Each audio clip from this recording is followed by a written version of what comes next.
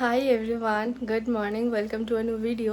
তো শাড়ি দেখে, dress up দেখে বুঝতেই পারছো এখন যাচ্ছি বড় মায়ের মন্দিরে পুজো দিতে। অবভিয়াসলি থাম্বনেল তো দেখেই নিয়েছো। তো চলো যাওয়া যাক, অলরেডি আম লেট। চলো চলে এসেছি বড়মার মন্দিরে। রবিবার এসেছি, আমি বেশ সকাল সকালই বেরিয়েছি বাড়ি থেকে। 8টার সময় ভেবেছিলাম হয়তো ফাঁকা থাকবে, বাট না, ভিড়টা তোমরা দেখতেই পাচ্ছ। আর আমি এখানে নিয়ে নিয়েছিলাম 101 টাকার ডালাটা। তোমরা চাইলে 51 টাকার ডালাটাও নিতে পারো। এই দোকান থেকে ডালা নিলাম আর এখানেই জুতোটা রেখেছিলাম। আর একটা ইনফরমেশন তোমাদের দিয়ে রাখি, মঙ্গলবার, শনিবার আর রবিবার বড়মার মন্দিরে এরকম ভিড়ই হয়। লাইনটা আমি তোমাদের দেখাচ্ছি, দেখো কতটা দূর লাইন, মানে মনে পুরো একটা স্টপেজ। তারপরে লাইনে দাঁড়িয়ে দাঁড়িয়ে দেখছিলাম এখানে কাকিমাটা সুতো বিক্রি করছিল। তো আমার একটাখানে হলুদ সুতো দরকার ছিল, তাই জন্য আমি 2টো হলুদ সুতো নিয়ে নিলাম। আর এখানে তোমরা অনেক ডালার দোকান পেয়ে যাবে, বাট আমার মনে হয় ডালা কিনলেও জুতো এখানে রেখো না, কারণ মন্দির থেকে বেরিয়ে আবার অনেকটা ঘুরে আসতে হবে, তো তাই জন্য। এখানে লুজ ফুলের মালা, মানে 108টা জবা ফুলের মালা, পদ্ম ফুল, আকন্দ ফুলের মালা সব বিক্রি হচ্ছিল। দাম ওই 50 টাকা থেকে স্টার্ট, এবার তোমরা যেরকম নেবে সেই বুঝে। আর মন্দিরের পাশেই বড় মায়ের অনেক ছবি বিক্রি হচ্ছিল। দেখো কথা বলতে বলতে লাইনের একদম শেষে চলে এসেছি, মানে মন্দিরে ঢুকছি। লাইন অনেকটা ছিল, তবে লাইনটা খুব তাড়াতাড়ি এগোচ্ছিল। 1 ঘন্টার মধ্যেই প্রায় আমরা মন্দিরে ঢুকে গেছিলাম। আর এই দিনকে না পেছনের গেট দিয়ে ঢোকাচ্ছিল, কারণ সামনের গেটটা রক্তদান শিবির হচ্ছিল, তো সেই জন্য সামনে দিয়ে ঢোকাচ্ছিল না। আর আমরা দেখো লাইনে চলেও এসে, আর লাইনটাও না বেশ ঘুরিয়ে ঘুরিয়ে ঢোকাচ্ছিল। বাট আমার কপাল খুব ভালো, মানে আমাদের কপাল খুব ভালো যে আমরা বড় মায়ের একদম সামনে বসে পুজো দিয়েছিলাম। ভিডিওগুলো দেখলেই তোমরা বুঝতে পারবে। তো পুজো দেওয়ার পর এখানে আর আমি দাঁড়াতে পারিনি, কারণ ভীষণ ঠেলে বাইরে বের করে দিয়েছিল। তো চলো বেরিয়ে কথা বলছি। তো এখানে তো আমাদের পুজো দেওয়া ডান। তো এই যে এখন এখানে গাড়ি পার্কিং ছিল। লাইন তো মারাত্মক লাইন। রবিবার দিন এসেছিলাম, ভেবেছিলাম লাইন হয়তো কম থাকবে, আর ভালোই সকাল সকাল এসেছি, বাট তাও লাইন ছিল প্রচুর। তো যাই হোক, চলো দেখি এবার কোথায় যাই। বেরিয়ে 10 মিনিট আসতে না আসতে রাস্তায় নেমে গেছিলো অঝরে বৃষ্টি। তাই আমরা শেল্টার নিয়েছিলাম একটা চায়ের দোকানে। তো আমরা সকালবেলা যেহেতু না খেয়ে এসেছিলাম পুজো দিতে, তো এখানে এসে চা খেলাম, বিস্কিট খেলাম, গজা খেলাম, আর বাইরে বৃষ্টি দেখছিলাম। বেশ ভালোই লাগছিলো বসে বসে চা খেতে আর বৃষ্টি দেখতে। তারপর বৃষ্টিতে যখন একটু কমলো, মানে গুড়ি গুড়ি পড়ছিল, খুব একটা কমেনি, মানে পুরো কমে যায়নি, তখন আমরা আবার বেরিয়ে পড়লাম। কারণ এখন যদি বাড়ি না যাই আর থাকতে পারবো না, কারণ বিভৎস খিদে পেয়ে গেছিলো। প্রায় তখন বেলা 12টা বেজে গেছিলো। আর দেখো রাস্তায় আস্তে আস্তে ভাবলাম গুড়ি গুড়ি বৃষ্টি পড়ছে, বাট না, একটু পরেই আবার জোরে বৃষ্টি পড়ে গেছিলো। দেন আর কি কল্যাণীতে এসে গেলাম মিও আমরে, কারণ ওই খিদেটা তো মেটাতে হবে। তো এখান থেকে আমি নিয়েছিলাম একটা চিজ কর্ন রোল, যেটা আমার বেশ ভালো লাগে খেতে। আর সুমন নিয়েছিল একটা ডিম কষা প্যাটিস, যেটা মিও আমরে নতুন লঞ্চ হয়েছে। বাট আমি যখন সুমনের থেকে 1 বাইট ডিম কষা প্যাটিসটা ট্রাই করলাম, আমার ওটা দারুণ লেগেছে, ওটা আমার কাইন্ড অফ ফেভারিট হয়ে গেছে। তারপরে বাড়ির জন্য একটু পার্সেল করিয়ে নিয়ে চলে যাচ্ছিলাম। চলো এবার বাড়ি যাই, দেন গিয়ে আবার বাকি কথা হচ্ছে, চলো। তো বাড়ি এসে আমি ফ্রেশ হয়ে নিয়েছি, এবার করব লাঞ্চ। আর দেখো ইয়েলো যে ব্যান্ডটা, সুতোটা আমি কিনেছিলাম, তো সেটাও পরে নিয়েছি, এটা পুজো দেওয়া। এই ছিল। আর না, এই ছিল না, এখনও আরও অনেক কিছু বাকি আছে। মানে এখন লাঞ্চ করব, দেন রেডি হয়ে আবার একটু বেরোবো। তো ইচ্ছে আছে কোথাও যাওয়ার, তো জানি না কোথায় যাব। যাই হোক, গেলে তো দেখতে পাবো, হয়তো এতক্ষণ তোমরা দেখে ফেলেছো থাম্বনেইলে। তো যাই হোক, চলো লাঞ্চটা করে নিই, তারপরে রেডি হব। এই যে আমার লাঞ্চ করে দেন নিয়ে রেডি হব, রেডি হয়ে বেরোবো, চলো সবটা শেয়ার করছি। লাঞ্চ হয়ে গেছে, এবার রেডি হওয়ার পালা। এই যে জিন্সটা আর এই টি শার্টটা আজকে আমি পেয়ার করব। তো চলো রেডি হয়ে দেন কথা হচ্ছে। তো ফাইনালি আবার বেরিয়েও পড়েছি।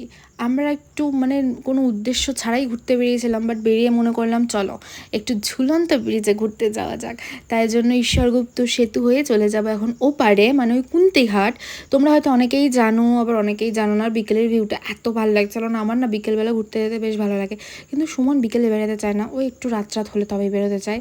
যাই হোক, একটা এত সুন্দর রাস্তা দিয়ে যাচ্ছিলাম, রাস্তাটা দেখেই আমার জাস্ট পছন্দ হয়ে গেছে। চারিদিকে এত গ্রিনারি, ফাঁকা ফাঁকা টাইপের রাস্তা, কয়েকজন লোক, বেশি লোকজনও নেই। আমার দারুণ লেগেছে রাস্তাটা, ভীষণ পছন্দ হয়েছে। আর তারপরে তো এখন ঢুকবো আমরা মিনি শান্তিনিকেতন। মিডিলে যখন বোগানভেলিয়া ফুল হচ্ছিল না মার্চ মাসের দিকে, মানে বসন্তকালটায়, তখন এই জায়গাটা ভীষণ ভাইরাল হয়েছিল, কারণ এখানে সবকটা বোগানভেলিয়া গাছ আর প্রচুর ফুল হয়েছিল। আর এখানে সবাই আসছিল ছবি তুলতে, বাট আমি আসিনি, কারণ আমি তো অরিজিনাল শান্তিনিকেতনে গেছিলাম, তাই আর মিনি শান্তিনিকেতনে আসিনি। যাই হোক, ফাইনালি চলে এসেছিলাম কুন্তিঘাটের এই ঝুলন্ত ব্রিজ বা কাঠের ব্রিজে। লাগছে। এখানে এটার অনেকে অনেক নামে বলে, কেউ কেউ বলে ঝুলন্ত ব্রিজ, কেউ কেউ বলে কাঠের ব্রিজ, বাট আমি তো এটাকে ঝুলন্ত ব্রিজই বলছিলাম। চলো আগে গাড়িটা রাখি, তারপরে আবার তোমাদের সাথে বাকি কথা বলছি। এক্স্যাক্টলি এখানে যে আসবো তার কোনো ঠিক ছিল না, আমাদের ঘুরতে ঘুরতে চলে এসেছি। ইচ্ছে আছে এখানে আর একটা আশেপাশে একটা ক্যাফে আছে, ওখানেও যাবো। এসে যখন পড়েছি তখন চলো যাই, একটা ছবি টবি তুলি। ব্রিজটার লোকেশন দারুণ জায়গায়, মানে দারুণ, গঙ্গার ওপরে, সামনে দিয়ে তাকালে ট্রেন যাচ্ছে, বাট যখন কোনো 4 হুইলার বা টোটো যাচ্ছে মানে আমার ধরের থেকে আত্মাটা বেরিয়ে আসছে, ঢকর ঢকর ঢকর ঢকর আওয়াজ হচ্ছে, ব্রিজটা লিটারেলি নড়ছে, ভীষণ ভয় লাগছিল। তো যাই হোক, ব্রিজে কিছুক্ষণ দাঁড়ালাম, ছবি টবি তুললাম, দেন চলে যাচ্ছিলাম ওই যে সামনে চপের দোকানটা দেখছো, ওই দোকানটায়। সুমন বললো এখানে নাকি বেশ ভালো চপ পাওয়া যায়, ব্রিজ থেকেই তোমরা চপের দোকানটা দেখতে পাবে। তো এখান থেকে ভাবছি বেশ কয়েকটা চপ খাবো, বাট আমাদের না আবার একটা ক্যাফেতেও যাওয়ার কথা আছে, তো চপটাকে খেয়ে নিই, দেন বলছি। আর একটা কথা শুনবে, এখানে এত রিজনেবল প্রাইস, সব কটা চপ 6 টাকা করে। আমাদের এখানে তো আলুর চপ 8 টাকা 9 টাকা করে নেয়, ডিমের চপ তো 15 টাকা করে নেয়। তো এখান থেকে আমরা নিয়েছিলাম আলুর চপ, টমেটোর চপ, আর নিয়েছিলাম ডিমের চপ। সব কটা 6 টাকা করে ছিল, আর ডিমের চপটা 8 টাকা ছিল, আর খেতে তো অসাধারণ ছিল। গ্রাম্য একটা পরিবেশে গ্রাম্য চপের দোকান, আমার তো বেশ ভালো লেগেছে। তারপরে সে গ্রামের ক্ষেতের মাঝখান দিয়ে, রাস্তা ধার দিয়ে আমরা চলে যাচ্ছিলাম ফ্রাইডওয়ালা ক্যাফেটাতে, যেটা কুন্তিঘাটেই রয়েছে। এই যে ক্যাফেটা দেখো, আমি লোকেশনটা একদম ভিডিও শেষে বলে দিচ্ছি তোমাদেরকে।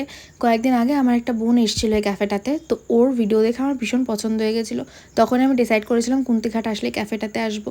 ক্যাফেটার প্রত্যেকটা দেওয়ালে বাঙালির ছোঁয়া, সুন্দর সুন্দর সব আর্ট করা, সুন্দর সুন্দর সব গানের লাইন্সগুলো এখানে লেখা, কলকাতাকে তুলে ধরেছে, দাদাগিরিকে তুলে ধরেছে। এত সুন্দর ডেকোরেশন, চারিদিকটা গ্রিন ইয়েলো রেডের একটা কম্বিনেশন, আর মেনুও ভীষণ রিজনেবল। আমি তোমাদেরকে মেনু দেখাচ্ছি, তার আগে তোমরা অ্যাম্বিয়েন্সটা দেখো। আর আমি জানি অ্যাম্বিয়েন্সটা দেখার পরে তোমাদের আসতে ইচ্ছে করবেই, কারণ আমি যখন ভিডিওটা দেখেছিলাম আমারও একইভাবে আসতে ইচ্ছা করছিল। আর এখানে যেহেতু সব বাঙালিয়ানার ছোঁয়া, সেজন্য তো আরও বেশি পছন্দ ছিল। যাক, অনেক বাজে কথা বলেছি, এবার মেনুটা দেখে নাও। আমার তো মনে হলো মেনু বেশ রিজনেবল এরকম একটা লোকেশনে। আর আমি ভেবেছিলাম জানো তো বেশ কয়েকটা জিনিস অর্ডার করব, বাট কিছু হয়ে ওঠেনি। কি করে হবে বলো তো, অত গুষ্টির চপ খেলে কি হয়। তো এখানে আসার আগে খেলাম আলুর চপ, টমেটোর চপ, ডিমের চপ। আবার এখানে এসেও যদি আমি এত জিনিস অর্ডার করি তাহলে তো আমি খেতে পারবো না। আর আজকে বাড়িতেও আমাদের একটা ডিনারের প্ল্যান আছে, মানে সুমনের আমাদের বাড়িতে ইনভাইট আছে। ও অনেক দিন ধরে লুচি আর কষা মাংস খেতে চাইছিল, তো সেই জন্য ও তো আমাদের বাড়িতে গিয়ে ডিনার করবে। ও কিছু খাবে না, যাই খাবো না কেন আমাকে একা খেতে হবে। তাই জন্য এখান থেকে নিয়েছিলাম 1 কাপ চা, কারণ আজকে সন্ধ্যা থেকে চা খাওয়া হয়নি। আর নিয়েছিলাম কাটলেট। জানো তো 1 প্লেটে 2টো কাটলেট থাকে, বাট আমি রিকোয়েস্ট করে আমাকে একটাই দিয়েছিল, কারণ এই মুহূর্তে দাঁড়িয়ে আমার কাছে তো 2টো কাটলেট খাবার মতন কোনো পসিবিলিটিই ছিল না। যাই হোক, কাটলেটের সাইজটা তোমরা দেখতেই পাচ্ছ কতটা বড় আর কতটা মোটা, আর খেতে কিন্তু অসাধারণ ছিল। আমি যেহেতু একটাই কাটলেট নিয়েছি তাই এটার প্রাইস পড়েছিল 60 রুপিস। আর খাওয়া দাওয়ার পরে যখন আমি বেসিনে গেলাম হাত ধুতে, কর্নারটা দেখছি বেসিনের এত সুন্দর করে ডিজাইন করা, তাই ভিডিও না করে পারলামই না। তো চলো এবার বেরোই আর লোকেশনটা তোমাদের সাথে শেয়ার করি। ওই যে ওই সাইডটা দেখতে পাচ্ছ লাইটগুলো জ্বলছে, ওখানে রয়েছে কুন্তিঘাট রেয়ন বাস স্ট্যান্ড।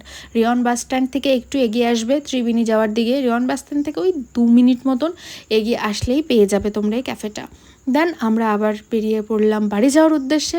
চলেও এসেছিলাম ঈশ্বরগুপ্ত সেতুতে, আর তারপরে কল্যাণীতে না নেমে একটুখানি আইসক্রিম খেয়েছিলাম, কারণ একটু আইসক্রিমের ক্রেভিং হচ্ছিল।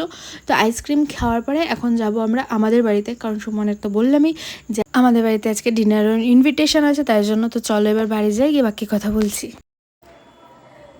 তো ঘোরাফেরা করে চলে এসেছি বাড়িতে। সকাল থেকে কীরকম লাগলো ভিডিওটা অবশ্যই জানিও, আর এই নতুন ক্যাফেটা কেমন লাগলো সেটাও জানিও। যেহেতু সানডে, আমি একদিনেই সবটা সারা দিনটা ঘুরলাম, তো সেজন্য সারা দিনেরটাই তোমাদের সাথে শেয়ার করলাম। কেমন লাগলো কমেন্টে জানাতে ভুলো না, আর হেল্পফুল লাগলে কিন্তু প্লিজ ফ্রেন্ডদের সাথে শেয়ার করতে ভুলো না। তো চলো এখন করব হলো আমি ডিনার, মানে একটু পরে করবো কারণ এত কিছু খেয়ে এসেছি। তো যাই হোক, ডিনারটা করে আমি আজকে ভিডিওটা এন্ড করব। তো আজকে ডিনারে আছে লুচি আর চিকেন কষা। তো চলো ডিনারটা করি, অ্যান্ড দেন ভিডিওটা এন্ড করে দেবো। চলো তাহলে ভিডিওটা এখানে এন্ড করছি। ভালো লাগলে একটা লাইক করে দিও। সবাই ভালো থেকো, সুস্থ থেকো, টাটা।